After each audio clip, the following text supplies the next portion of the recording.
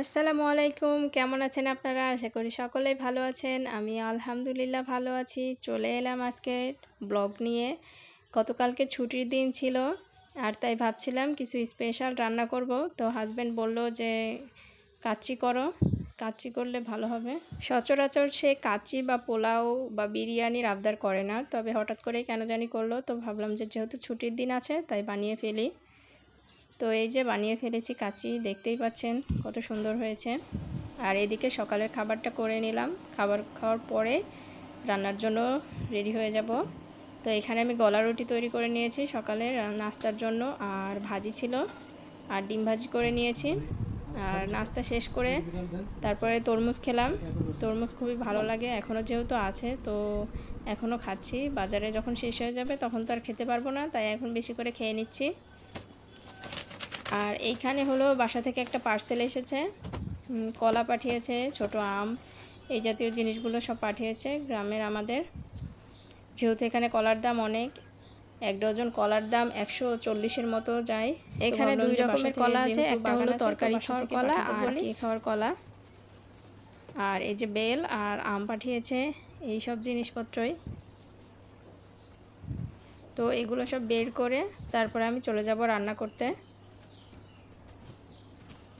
কলাগুলো কার্টুনের মধ্যেই রাখবো, তাহলে খুব তাড়াতাড়ি পেকে যাবে গরমে। আর এই তো চলে এসেছি রান্নাঘরে, সব মশলা টশলা করে নিয়েছি আগে, এখন শুধু রান্না করব। তো প্রথমে আমি পেঁয়াজ দিয়ে দিলাম আর কিছু কাঁচামরিচ দিয়ে দিলাম। কাচ্চিটা কিন্তু সবসময় রান্না করতে হয় সরিষার তেল দিয়ে। যদি সরিষার তেল না থাকে তাহলে অপশনাল হিসেবে আপনারা সয়াবিন তেল ইউজ করতে পারেন, তবে অথেন্টিক কাচ্চি চাইলে কিন্তু সরিষার তেল দিয়ে রান্না করতে হবে। আর প্রথমেই দেখতে পাচ্ছেন আমি অনেকটা তেল নিয়ে নিয়েছি, কারণ এই তেলটাতে আমি মাংসটাও রান্না করব আর কাচ্চির পোলাওটাও রান্না করব। এখানে আমি শুকনো মশলা দিয়ে দিলাম, গুঁড়া মশলা তো দিব, তার আগে আমি কিছুটা শুকনো মশলা দিয়ে দিলাম। এখন এটাকে সুন্দরভাবে বেরেস্তা করে নিব আর তারপরে মশলা অ্যাড করব। আমি 1.5 চামচের মতো আদা দিয়েছি আর 3 চামচের মতো আদা রসুন আর পেঁয়াজ বাটা দিয়েছি। মশলাটাকে আমি কিছুক্ষণ ভেজে নিব, তারপরে বাকি গুঁড়ো মশলাগুলো অ্যাড করব।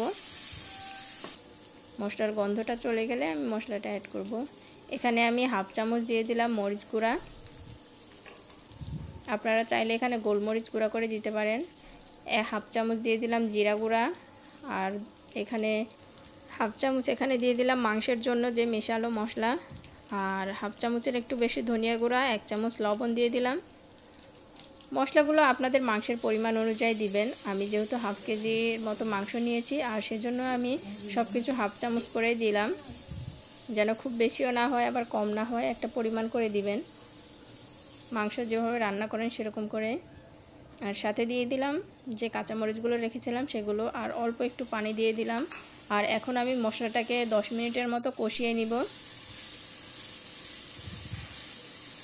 খুব ভালোভাবে যদি মশলাটা কষানো যায় তাহলে কিন্তু এই কাচ্চিটা খেতে খুবই ভালো লাগে। এই যে মাংসটা, এখন আমি মাংসটা দিয়ে দিব। এখানে আমি হাড়, শুধু একটা হাড় নিয়েছি আর বাকি সব কিন্তু মাংস নিয়েছি। আর চেষ্টা করবেন যে তেল চর্বিযুক্ত মাংসটা নেওয়ার, তাহলে এটা খেতে খুব ভালো লাগবে। আর মাংসের পিসগুলো কিন্তু ছোটোই থাকে কাচ্চিতে, দেখেই থাকবেন আপনারা যে কাচ্চিতে সবসময় মাংসের পিস ছোট থাকে, এই জন্য ছোটো ছোটো পিস করে কেটে নিয়েছি। আর এখন এটাকে রান্না করে নেব। আর এদিকে আমি চিনিগুঁড়া চাল নিয়েছি, সেটাকে আধা ঘন্টার আগে ধুয়ে রেখে দিব পানি ঝরিয়ে, তাহলে চালটা ঝরঝরে হবে আর ভাতটাও খেতে ভালো হবে। নর্মালি আমরা মাংস যেভাবে রান্না করি সেরকম করে আমি এটাকে 40 মিনিটের মতো রান্না করে নিব। যদি চান তাহলে এক্সট্রা পানি অ্যাড করতে পারেন গরম করে, আর নইলে না, কারণ মনে হয় না যে এখানে আর কোনো পানি লাগবে, এমনিতেই সেদ্ধ হয়ে যাবে। আর এই সেদ্ধটা কিন্তু একদম লোতে দিয়ে করতে হবে একটু সময় ধরে, তাহলে কাচ্চির মাংসটা অনেক বেশি ভেতর থেকে জুসি হবে আর ওপর থেকে একটু রাফ হবে, খেতে ভালো লাগবে। তো এই যে 40 মিনিট পরে মাংসটা দেখছেন। এখন আমি এখানে মূল উপকরণটা অ্যাড করব, সেটা হলো টক দই। আমি টক দই বাসাতেই তৈরি করি আর সেটা আমি ফেটিয়ে রেখেছিলাম। এখন দিয়ে দিলাম এখানে 1/2 কাপের মতো টক দই। টক দইটা দেওয়ার পরে এই মাংসের ফ্লেভারটাই চেঞ্জ হয়ে যাবে। বাসায় কিভাবে টক দই তৈরি করবেন 10 মিনিটে, সেই রেসিপিটা কিন্তু আমাদের চ্যানেলে দেওয়া আছে, চাইলেই দেখে নিতে পারেন। কারণ বিরিয়ানি কাচ্চিতে টক দই দেওয়াটা কিন্তু মাস্ট। এই তো আমার মাংসটা কিন্তু হয়ে গেছে। এখন আমি চুলাটাকে অফ করে দিব, আর অফ করে দিয়ে মাংসটা আলাদা করে নিব, আর ঝোল সহ বাকি তরকারিটা এখানেই রেখে দিব, কারণ আমি চালটা এখানেই রান্না করব। কাচ্চির কিন্তু এটাই স্পেশালিটি যে যেই মাংসের মশলাটা থাকে সেটার মধ্যেই কিন্তু চালটা ভাজা হয়, আর সেখানে কিন্তু এই কাচ্চির টেস্টটা ডিপেন্ড করে। সেজন্যই মশলাটা একটু বেশি করে নেবেন, আর সেখানে যখন চালটা দিয়ে ভাতটা রান্না করবেন দেখবেন যে অনেক সুন্দর ফ্লেভার আসবে। আর চাল যখন কিনবেন তখন একটু দেখে কিনবেন যে যেন চালটা নতুন না হয়, একটু পুরাতন চাল কেনার চেষ্টা করবেন। আর পুরাতন চালে কিন্তু একদম যে পরিমাণে আপনি চাল নেবেন তার ডাবল পরিমাণে পানি দিতে হয়, বা তার থেকে একটু বেশি। আর যদি আপনি নতুন চাল কিনেন তখন কিন্তু ভাতটা ভেঙে যাওয়ার সম্ভাবনা থাকে। তো এই পর্যায়ে আমি 5 থেকে 7 মিনিট চালটাকে ভেজে নিয়েছি, আর দেখতেই পাচ্ছেন চালটা ভাজা শেষ। এখন আমি আরেকটা চুলাতে গরম পানি করে নিয়েছিলাম, যে পরিমাণে চাল দিয়েছি তার থেকে ডাবল গরম পানি করে নিয়েছিলাম। আমার চালটা পুরাতন ছিল। আপনারা যদি পারফেক্ট কাচ্চি করতে চান তাহলে কিন্তু এই রেসিপিটা আপনাদেরকে ফলো করতে হবে, তাহলে দেখবেন ভাতটা অনেক ঝরঝরে হবে আর কাচ্চিটা খেতেও মজার হবে। যখন আমি এটা রান্না করব তখন দেখবেন যে এটা কত সুন্দর ঝরঝরে হয়। আমি এখানে কিছুটা কাঁচামরিচ দিয়ে দিলাম, আর একটা লেবুর কিছু অংশ চিপে দিলাম। এখন আমি এখানে গোলমরিচের গুঁড়া দিয়ে দিব। আমি সাদা গোলমরিচের হাফ চামচের মতো গুঁড়া দিয়েছি। ঝাল এবং লবণটা কিন্তু আপনারা চেক করে দিবেন।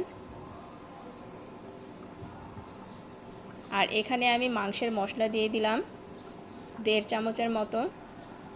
লাস্টে এই মশলাটা অ্যাড করবেন, সেটা যদি আপনার কেনা মশলা হয় তাও হবে, আবার বাসায় যদি তৈরি করে নেন সব মশলা মিক্সড করে মাংসের জন্য সেটাও কিন্তু হবে।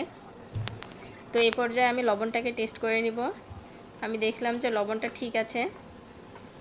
যদি এই পর্যায়ে আরেকটা ট্রিক্স, যদি দেখেন যে লবণ একটু বেশি আছে এই পানি পানি অবস্থায়, তাহলে বুঝবেন যে যখন ভাতটা হবে কাচ্চিটা তৈরি হবে তখন কিন্তু লবণটা ঠিক হয়ে যাবে। সো এই পর্যায়ে লবণ একটু বেশি লাগলেও সমস্যা নেই, ঠিক হয়ে যাবে। তো এই যে দেখতে পাচ্ছেন গায়ে গায়ে পানি চলে এসেছে। এই পর্যায়ে আমি মাংসটা দিয়ে এটাকে এখন দমে দিয়ে রেখে দিব। আমি 30 মিনিট পরে এটাকে খুলছি। আমি 15 মিনিট দমে রেখেছিলাম, তারপরে 15 মিনিট চুলাটাকে অফ করে রেখেছিলাম। আর এরপরে দেখুন কাচ্চিটা কতটা ঝরঝরে হয়েছে,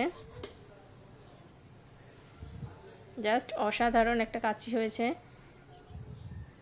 এটাকে আমি আরও 15 মিনিট এভাবে রেখে দিব।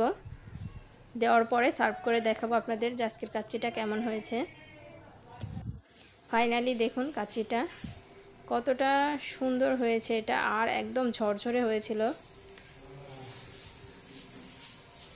বাসাতেই কিন্তু দোকানের মশলা ছাড়াও এরকম সুন্দর একটা কাচ্চি আপনারা তৈরি করতে পারেন যদি চান।